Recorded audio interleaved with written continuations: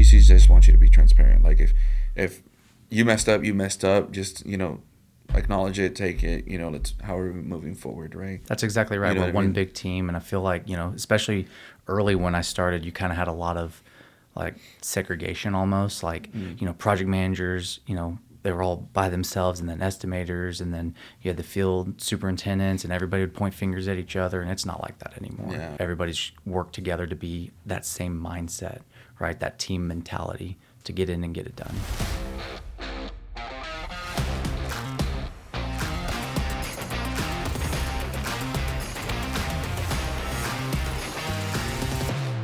Well, Matt, thank you for coming on board today. We wanted to bring you on and talk a little bit more about your history in construction, Moss, and a little bit more about yourself. Yeah, So, absolutely. Thanks for having me. absolutely. How'd you get started in construction?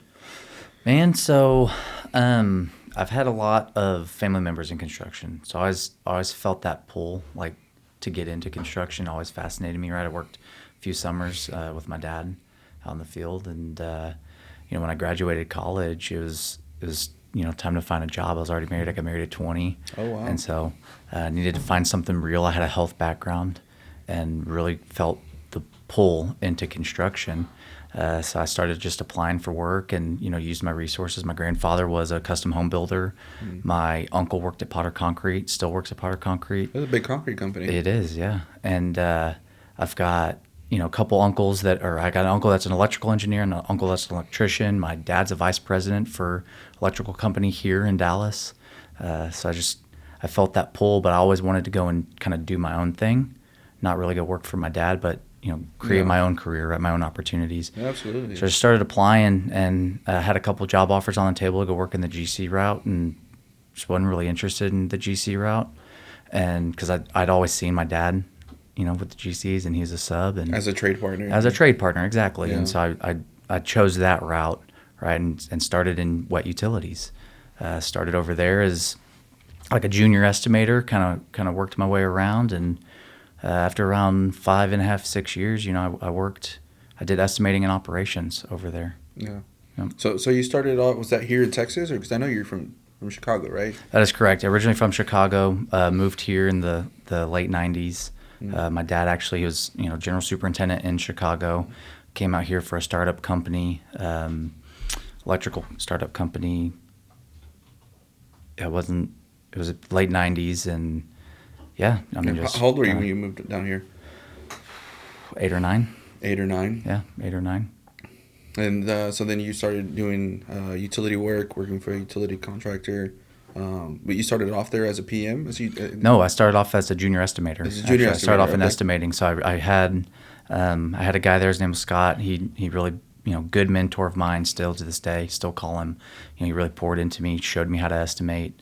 Had a buddy, Nick, that worked there that would bring me out into the field, show me how all the guys put everything together, how they really set their production goals and things like that. You know what I've noticed is a pretty big trend on construction in general is like, I feel like 90% of the time it's always like someone who knew someone, right? Like a family member or like a cousin or uncle. Like we've had a lot of these guys that that work here that they knew someone, right? Right. Like Garrett's dad was like this was his bread and butter. You know what I mean?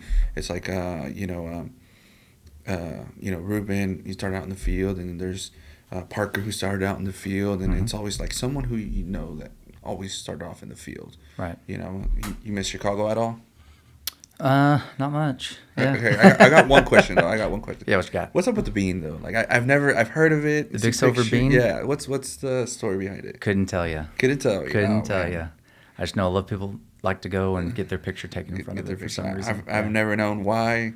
I've had family members go there, and it's just all I hear is the bean and pizza. Yeah. So I'm like, Pizza's good. Pizza's good. Yeah, Pizza's good. Yeah, definitely miss the pizza. Yeah. Yeah.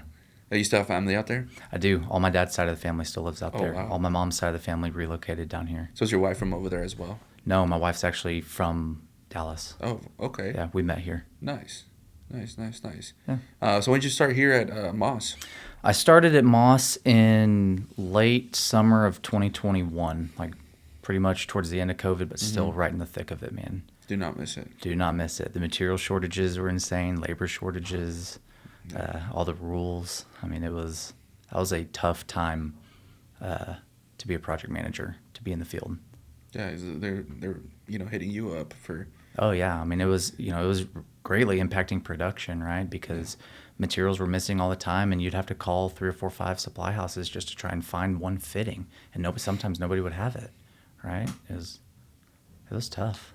It was tough Yeah. keeping guys busy. They're jumping around on project sites, just starting on the water, run out of material, got to go to the storm, run out of material, yelling at vendors because it was booming too, right? Yeah. There was a lot of work going on, so everybody was needing materials, and there Well, was a it was the same shortage. scenario for every other utility contractor, Yeah, that's right? It exactly wasn't right. just us. No. It was everyone else was fighting to get material to finish their projects. Yeah, that's So, exactly right.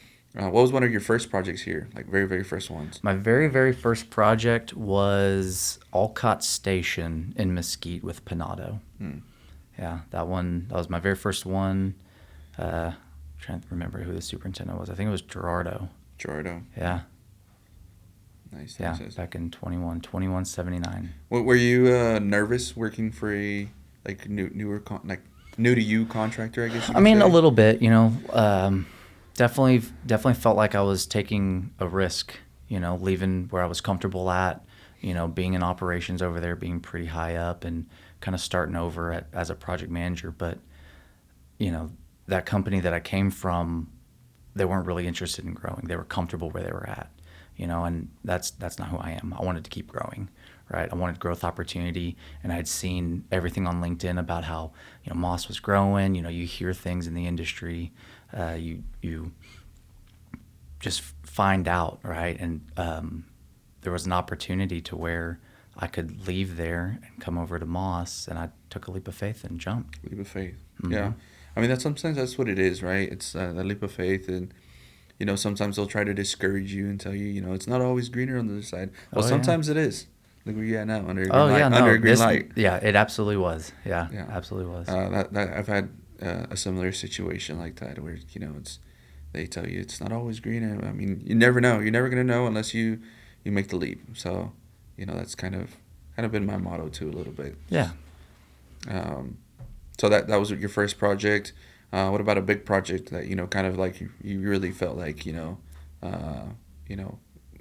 matter how big or small, it's just it was a big project to you. Man, so like an impactful project, Project Photon. It was a Chick-fil-A manufacturing and distribution facility. That one was very complicated. Again, we had some material shortages at the beginning. There was some really cool stuff about that project that I'd never really done before. Like we had some triple barrel box culvert and some quadruple barrel box culvert that kind of ran into one like U-shaped 7-barrel head wall. That was really cool. Going out there seeing those guys pour that, and it crossed underneath a Union Pacific Railroad. Ooh, so that was big, my that's first big time. right that there, was my first time dealing with the railroad, and that was stressful, but it was.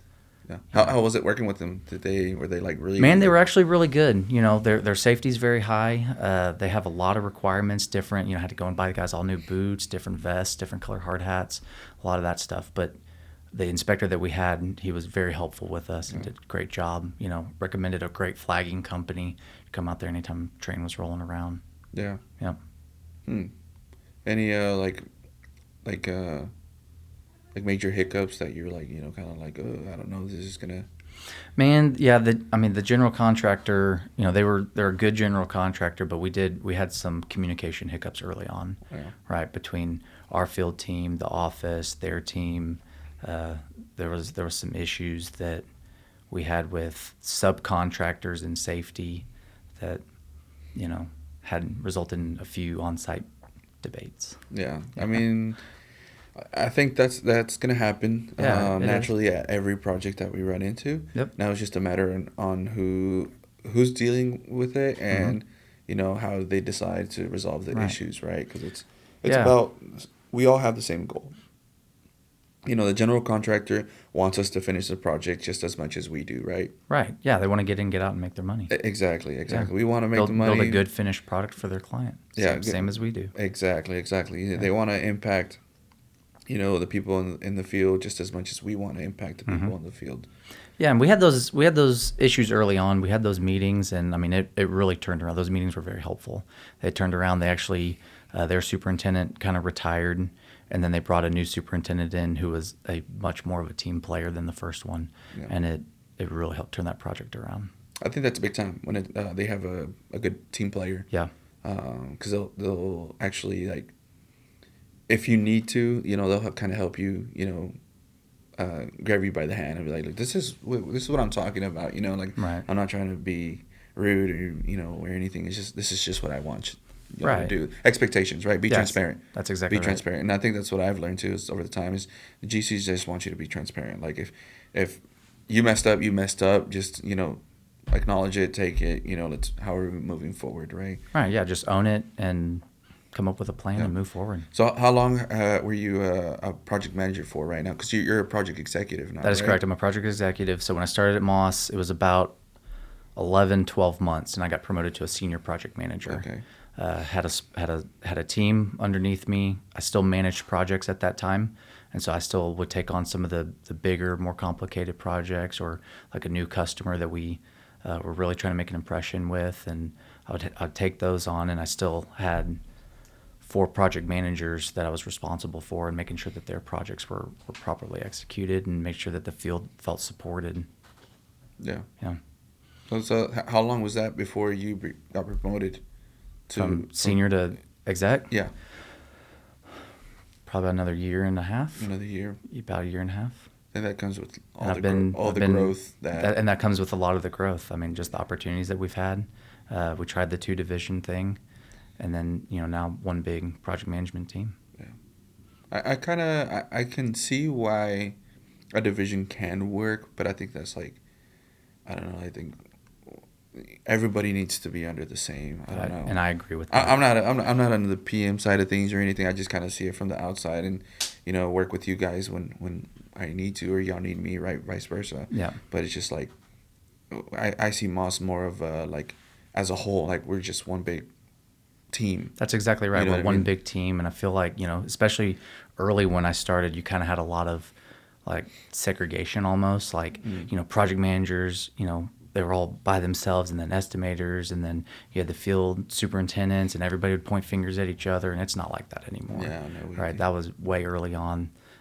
Changed a lot of leadership. Everybody's worked together to be that same mindset, right? That team mentality to get in and get it done. Yeah. So you've talked about a little bit of the impactful projects, right? So have there been any like impactful like superintendents or performance that you've worked with that you're like hey, this guy's like I like working with this guy, Man, honestly, I like working with all the superintendents we have. There's not really a superintendent that I'm like, oh man, not this guy again, Yeah, right?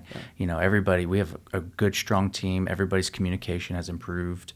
A lot of the guys, especially the PMs and the superintendents, we're all young, Yeah. right? It's a very young company, and so everyone's growing and learning as we go, right? And so, yeah, and then there's Shane. There's Shane. Shane and his concrete guys. Shane and his concrete No, guys. he has a.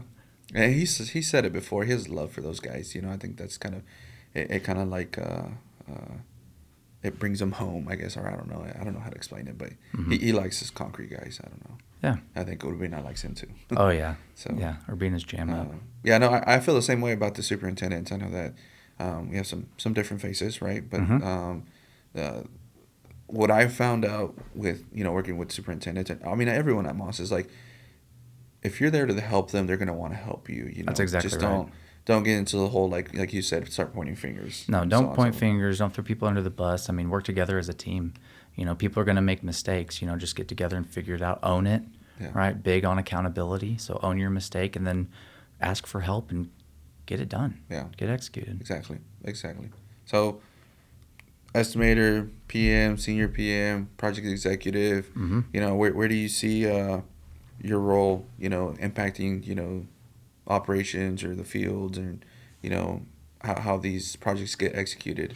Yeah. So, right now the biggest thing for me is really we've got a lot of young guys. And so I was fortunate, like I said earlier, I had a lot of good mentors early in my career. And I strive to be a good mentor for these guys. And so pouring into our younger generation of of talent here that we have, right? Pouring into them, showing them good communication skills, leadership skills, how to run a project efficiently, just really pushing them to be better, right? Yeah, I think mentorship, like you said early on, right?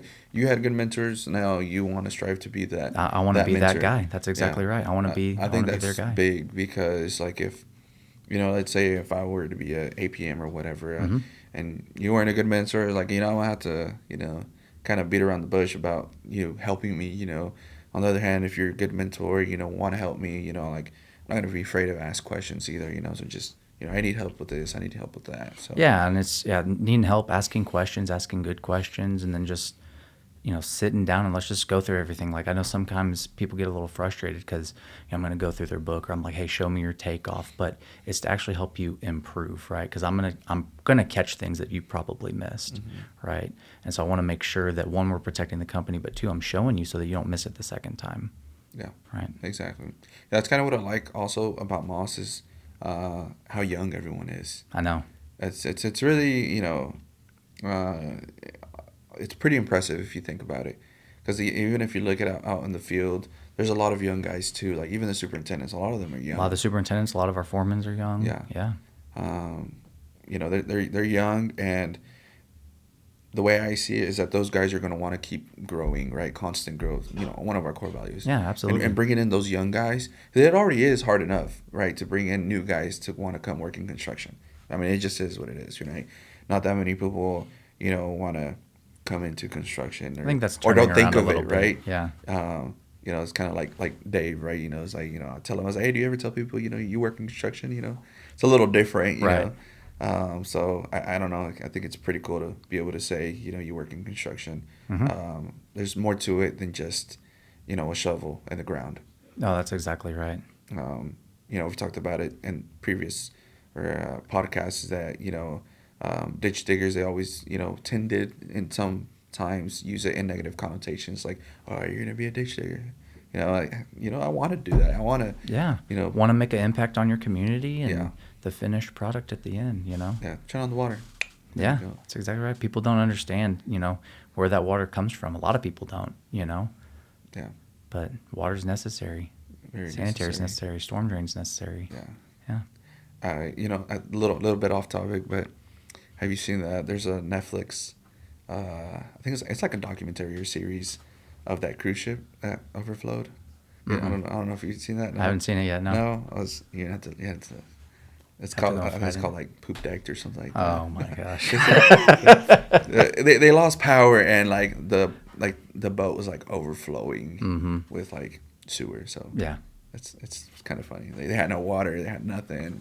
No, as you said, it's Netflix. It's on Netflix. All Yeah. right, I'll have to look Little for it. off topic. Little off topic. That's okay. But That's all right. I think your impact here at Moss has been everybody knows who Matt Cincher is, right? And I think you know building relationships with clients. How does that look with you?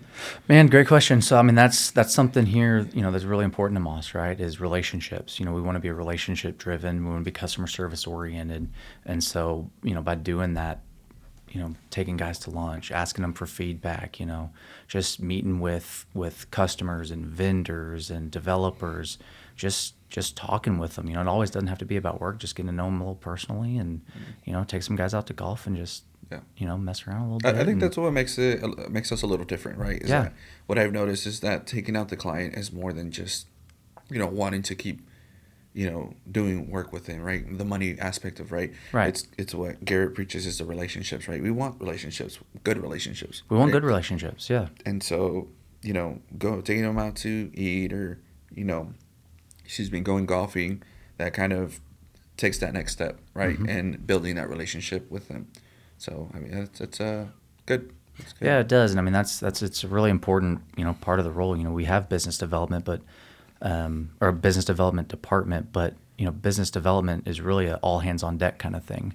Yeah. Business development's done in the field too, Yeah. right? When the foremen and the crews are busting their butts and making great progress on a project and being super safe and great communication, superintendents for the general contractors, they love that, man. That's word of mouth stuff right there. Yeah. Yeah. It always feels good whenever they have the crew of the week or the champion of the week, and at the end of the day, it's the guys that are putting the utilities in the ground. Uh-huh. That it feels good. It really does, because that means that from the top down, it's working. Something's working. Right. Right. Whatever it is, it's working. Mm-hmm. So that's kind of my thoughts on that. I like the field guys getting praised. I do for the too. good stuff Yeah, that they're they the do. ones. I mean, that's one of the big things that we're focusing on right now within project management. Right, is how do we get better about getting everything that we can for the field before the project starts, so that they are set up for success. Yeah. Right. Because if they're set up for success, if they're not missing material or missing on RFIs, change orders are out there pending, things like that, they can do what they do good, and that's lay pipe, right? Yeah. Very well said. They're doing what they're good at doing, and that's install utilities, Yeah. right? Yeah, if we're pushing hard and we're grinding on our end, because they're grinding on their end, and if we can have everything prepared, set them up for success. If you could give early on guy, in college or even out in the field, Mm-hmm. a message to like pursue their career in construction, what would you tell them? Be ready to grind. Be ready to grind. Be Okay. ready to grind. Be ready to grind. Yeah, I can see. I can see. It's a lot of work. So, I mean, we have this saying in the PM department, like, we work hard, but we play hard. Yeah. Right. The culture here is not like any other company that I've ever been at. Yeah.